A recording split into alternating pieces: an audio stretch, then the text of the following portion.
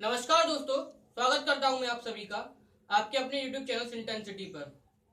जैसा कि आप सभी देख पा रहे हैं, आज हम डिस्कस करने वाले हैं किसी एक रिंग की वजह से उसके सेंटर से जाने वाली एक्सिस पर किसी पॉइंट पर फील्ड की इंटेंसिटी क्या होगी या इलेक्ट्रिक फील्ड क्या होगा। यानी अगर हमारे पास कोई छल्ला दे रखा है और वो एक समान रूप से आवेशित है, तो उसके केंद्र से होकर जाने वाली अक्ष के किसी बिंदु पर विद्युत क्षेत्र किस तरीके से हम ज्ञात कर सकते हैं, इसके बारे में आज हम बात करने वाले हैं।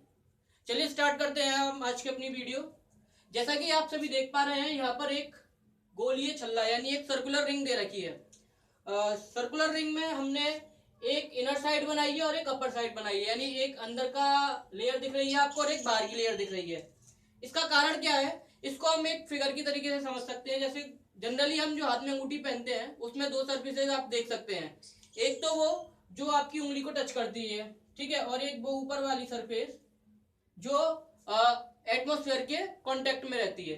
तो इसलिए यहाँ पर इस रिंग को बड़ा दिखाने के लिए इस तरीके से एक अंदर की लेयर और एक बाहर की लेयर अलग अलग दिखाई गई है। क्योंकि रिंग जनरली जो जिसके बारे में हम बात कर रहे हैं, ये एक मेटेलिक रिंग है, यानी किसी धातु की बनी हुई है। तो इस पर जब भी हम कोई आवेश देंगे या कोई चार्ज देंगे तो इस पर ये एक समान रूप से वितरित हो जाएगा, यानी यूनिफॉर्मली इस पर डिस्ट्रीब्यूट हो जाएगा। ठीक है, अब हम बात करते हैं कि इस रिंग की वजह से ये जो इसका सेंटर है उससे जाने वाली किसी एक एक्सिस पर किसी दूरी पर कोई एक पॉइंट है, यानी इसके सेंटर से एक्स दूरी पर एक पॉइंट है पी। इस पॉइंट पी पर इस पूरी रिंग की वजह से कितना फील्ड होगा उसकी हमको अब कैलकुलेशन करनी है। जैसा कि दे रखा है, ये जो रिंग है इसकी रेडियस ए दे रखी है।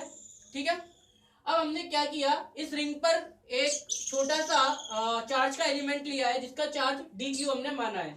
ठीक है, जब हम इस चार्ज के एलिमेंट को इस पॉइंट पी से मिलाते हैं तो इससे इसकी डिस्टेंस जो है हमारी आर है। क्लियर।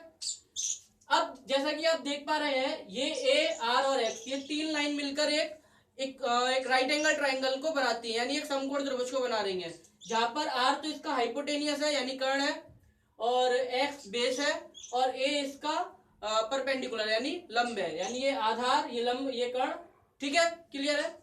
अब जैसा कि हम राइट एंगल की एक थ्योरम जानते हैं, यानी समकोण त्रिभुज में एक हम थ्योरम लगा सकते हैं कि x square plus a square equals to r square. Clear है ना। तो यहां से हम आर की वैल्यू निकाल लेंगे, ये होगी ए स्क्वायर प्लस एक्स स्क्वायर की अंडर रूट, या इसको हम जनरली हम बोल सकते हैं अंडर रूट को हम पावर 1/2 भी बोल देते हैं। तो इसको हम बोलेंगे ए स्क्वायर प्लस एक्स स्क्वायर की पावर 1/2। क्लियर है। अब देखिए, ये जो स्मॉल एलिमेंट डी क्यू है इसकी वजह से इस पॉइंट की डिस्टेंस हमारी क्या है, आर। ठीक है, तो इस एलिमेंट की वजह से इस पॉइंट पर फील्ड हम निकालेंगे। तो क्योंकि ये स्मॉल एलिमेंट है इसकी वजह से जो फील्ड आएगा वो भी कैसा आएगा, स्मॉल। तो उस स्मॉल एलिमेंट की फील्ड की वैल्यू होगी डीई, और वो कैसे निकालेंगे हम, 1/4πε0 d q upon r square. Clear. क्योंकि हमने पिछली वीडियो में देखा था कि जो इलेक्ट्रिक फील्ड होता है उसका कैलकुलेशन हम इस तरीके से करते हैं, E equals to 1/4πε0 Q upon r square. यानी अगर Q चार्ज की वजह से हम फील्ड निकाल रहे हैं तो वो ये आएगा, और R जहां पर चार्ज से दूरी है। उसी तरीके से अगर चार्ज dq है तो स्मॉल चार्ज, इसलिए फील्ड क्या होगा, स्मॉल होगा, इसलिए इसको हमने dE लिखा है। और इससे r डिस्टेंस पर हम जो फील्ड निकालेंगे तो 1/4πε0 चार्ज की अमाउंट कितनी है, dq upon r square. Clear है। इसको हम इक्वेशन नंबर 1 दे देते हैं। ठीक है, अब देखिए, इस चार्ज की वजह से इस पॉइंट पर जो फील्ड होगा वो इसी तरीके से बाहर की तरफ होगा। मैंने पिछली वीडियो में बताया था कि अगर प्लस चार्ज है तो उसकी वजह से किसी एक पॉइंट पर फील्ड चार्ज की तरफ होता है, सॉरी चार्ज से अवे होता है। और अगर चार्ज माइनस है तो उसकी वजह से किसी एक पॉइंट पर फील्ड उस चार्ज की तरफ होगा। ठीक है, तो जब हमने इन दोनों को मिलाया तो इस पॉइंट पर जो फील्ड होगा वो अवे होगा, बाहर की तरफ होगा, क्योंकि ये जो चार्ज जो है प्लस है, और अगर यही चार्ज माइनस होता तो फील्ड की डायरेक्शन अंदर की तरफ होती। क्लियर है। अब देखिए, जब हमने इस लाइन को इस पॉइंट से मिलाया तो ये जो लाइन है इस अक्ष के साथ थीटा कोण बनाती है। ठीक है, और यही वाला थीटा एंगल क्या होगा यहाँ पर, फिर ये भी एंगल थीटा ही होगा, ये ज्योमेट्री के थ्रू। क्लियर है, ये सब समझ में आ गया होगा आपको। अब हम बात करते हैं कि हमने क्या किया, सेम एक डी क्यू चार्ज वाला एलिमेंट बिल्कुल इसके अपोजिट लिया, क्योंकि एक रिंग है तो सिमेट्री के वजह से हमने एक नीचे एक एलिमेंट लिया है, और इसके लिए रेडियस वही ए है, ये डिस्टेंस इस पॉइंट की एक्स है, तो ये डिस्टेंस भी हमारी क्या रहेगी, ये भी आर रहेगी, और ये एंगल भी क्या होगा, थीटा। अब इसकी वजह से जो फील्ड होगा वो बाहर की तरफ यहाँ होगा, ठीक है, डी, क्योंकि ये भी प्लस चार्ज है, इसकी वजह से यहाँ पर भी जो फील्ड होगा वो बाहर की तरफ होगा। क्लियर है? अब देखिए ये जो दो फील्ड आए हैं डी, एक तो इस डायरेक्शन में जा रहा है और एक इस डायरेक्शन में जा रहा है, तो हम जो नेट फील्ड है इस पॉइंट पर डायरेक्टली इन दोनों को जोड़कर नहीं निकाल सकते, ठीक है, क्यों? क्योंकि हम स्केलरों को तभी जोड़ सकते हैं या तो वो दोनों एक ही डायरेक्शन में हो, और अगर दोनों अपोजिट डायरेक्शन में होते हैं तो उनको एक दूसरे में से घटा देते हैं, माइनस कर देते हैं, ठीक है। तो हम क्या करते हैं, इसका हम कंपोनेंट निकालते हैं।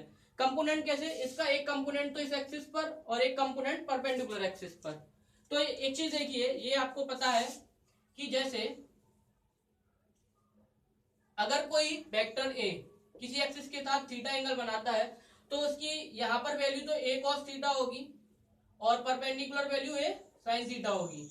उसी तरीके से ये जो डीई है ये इस एक्सिस के साथ थीटा एंगल बना रहा है, तो यहाँ पर तो इसकी वैल्यू इस एक्सिस पर ये तो आएगी डीई कॉस थीटा, यानी यहाँ पर जो वैल्यू होगी वो डीई कॉस थीटा, और जो नीचे वैल्यू आएगी वो आएगी डीई साइन थीटा। उसी तरीके से ये जो वेक्टर है ये जो ऊपर जा रहा है इसकी, क्योंकि ये नीचे इस एक्सिस के साथ थीटा एंगल बना रहा है, तो यहाँ पर जो वैल्यू होगी डीई कॉस थीटा, और परपेंडिकुलर जो डायरेक्शन है उधर क्या होगी, डीई साइन थीटा। अब ये देखिए ये डीई साइन थीटा और ये डीई साइन थीटा जस्ट एक दूसरे के अपोजिट है, और मैंने अभी आपको बताया था अगर दो चीजों को हमको जोड़ना है या घटाना है तो अगर वो सेम डायरेक्शन में तो जुड़ जाएंगे और अपोजिट डायरेक्शन में तो घट जाएंगे। अब इसकी अमाउंट क्या है, डीई साइन थीटा, और इसकी अमाउंट क्या है, डी साइन थीटा, और दोनों क्या अपोजिट डायरेक्शन में घट जाएंगे, और ये आपस में घटेंगे तो जीरो, यानी ये एक दूसरे को कैंसिल कर देंगे, ठीक है। तो जो अब ये जो दो कंपोनेंट है यहाँ से भी डीई कॉस थीटा और यहाँ से भी डीई कॉस थीटा, तो इस एक्सिस पर जो फाइनल डीई कॉस थीटा होगा वो आपस में जुड़ जाएगा। तो जो नेट इलेक्ट्रिक फील्ड होगा हमारा, क्योंकि साइन थीटा वाले टर्म तो आपस में कैंसिल हो गए, तो किसकी वजह से होगा, कॉस थीटा वाले टर्म की वजह से। तो हम यहाँ पर लिख सकते हैं कि जो नेट इलेक्ट्रिक फील्ड होगा यानी ई नेट क्या होगा, summation of dE cos theta. Clear?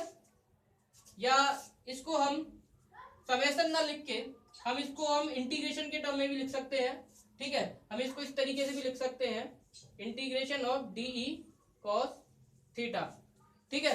अब देखिए डीई की वैल्यू हम निकाल चुके हैं, डीई की वैल्यू ये जो हम इधर रख सकते हैं, ठीक है, तो समेशन 1/4πε0, ठीक है, और d q upon r square cos theta.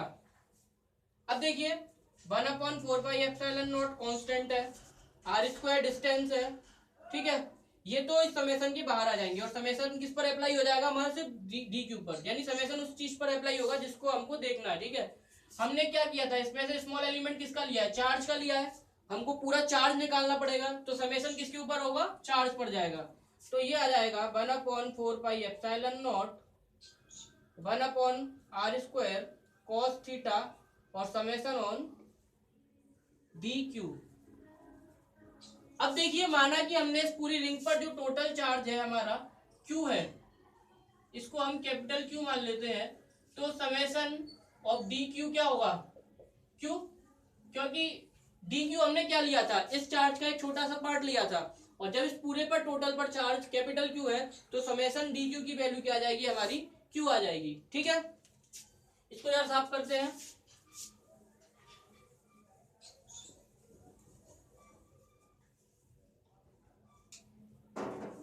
ये देखिए ई नेट जो आएगा हमारा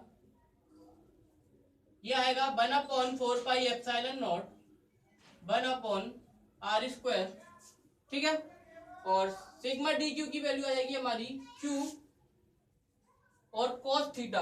देखो कॉस थीटा ये एंगल था, यहाँ पर ये हमारी ये तो x थी, और ये जो इधर एक ए एक्सिस ए जो बनी हुई थी रेडियस, तो कॉस थीटा बराबर क्या आ जाएगा हमारा, कॉस थीटा होता है हमारा आधार बटे कर्ण, यानी बेस अपॉन हाइपोटेनियस। तो बेस यहाँ पर क्या है x और हाइपोटेनियस r, तो cos थीटा की वैल्यू क्या आ जाएगी हमारी into x upon r. Clear? तो cos थीटा की वैल्यू हम इस तरीके से निकाल सकते हैं। अब देखिए r की वैल्यू हम शुरुआत में निकाल चुके हैं, या फिर अभी रुकिए, ई नेट जो होगा 1/4 pi epsilon naught q into x upon r q. अब यहाँ पर हम r की वैल्यू हम यहाँ से रख सकते हैं, ठीक है।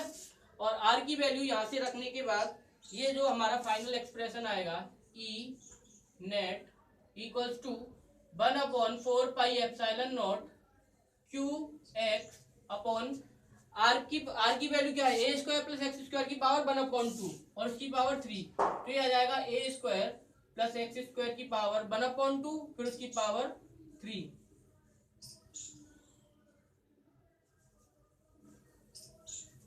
तो ये जो आ जाएगा हमारा 1/4 pi epsilon not q x upon A square plus x square की पावर 3/2, ये आ गई हमारी ई नेट।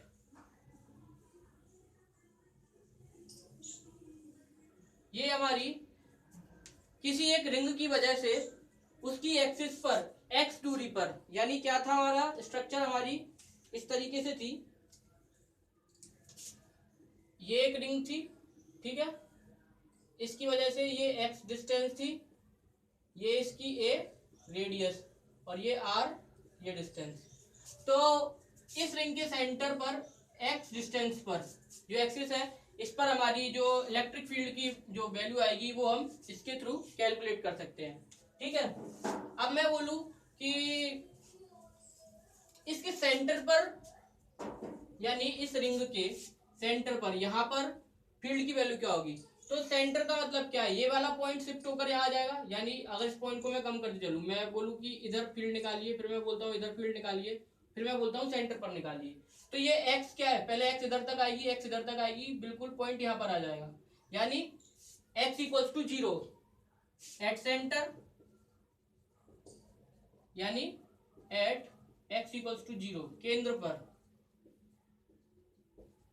तो केंद्र पर इसकी वैल्यू क्या हो जाएगी, ई नेट इक्वल्स टू, अब देखिए यहाँ पर x इक्वल्स टू 0 रखना है और यहाँ पर x इक्वल्स टू 0, यहाँ x इक्वल्स टू 0 रखते ही ये क्या हो जाएगा हमारा 0 हो जाएगा, ठीक है। और ये 0 हुआ तो हमारा जो ई नेट की वैल्यू आ जाएगी वो आ जाएगी ई नेट इक्वल्स टू 0।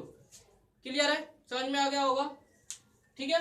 तो हम सेंटर पर जो होगा, यानी इस तरीके से समझ लीजिए ये रिंग है और इस रिंग की वजह से इसके अपने सेंटर पर जो फील्ड होगा वो 0 होगा, यानी इसके खुद के सेंटर पर कोई भी फील्ड नहीं होगा, ठीक है। अगला केस हम बात करते हैं, अगर मान लीजिए कि x is very very greater than a, यानी ये जो डिस्टेंस है हमारी सेंटर से x वो बहुत ज्यादा है, तो उस कंडीशन में x क्या होगा, बहुत ज्यादा होगा। यानी ये समझिए कि जैसे ये एक रिंग है और इसकी जो रेडियस है मान लीजिए 5 सेंटीमीटर है। अब मैं बात करता हूं कि 500 सेंटीमीटर दूर फील्ड क्या होगा, तो 5 सेंटीमीटर 500 सेंटीमीटर के कंपैरिजन में कम है, तो हम ऐसा केस मान सकते हैं कि x is very greater than a।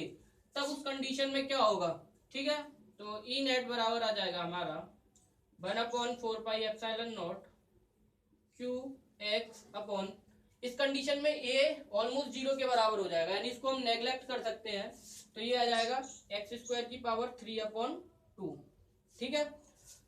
Square से 1/2 खत्म हो जाएगा, तो ये आ जाएगा हमारा E net equals to 1/4 pi epsilon not q x upon x cube, और एक एक्स खत्म हो जाएगा, तो ये बचेगा हमारा E net equals to 1/4 pi epsilon not q upon x square. यानी डिस्टेंस जब बहुत ज्यादा होगी तो हमारा जो इलेक्ट्रिक फील्ड होगा वो x की पावर 2 के इनवर्सली प्रोपोर्शनल होगा, यानी एक्स स्क्वायर के व्युत्क्रमानुपाती होगा, ठीक है। समझ में आ गया होगा।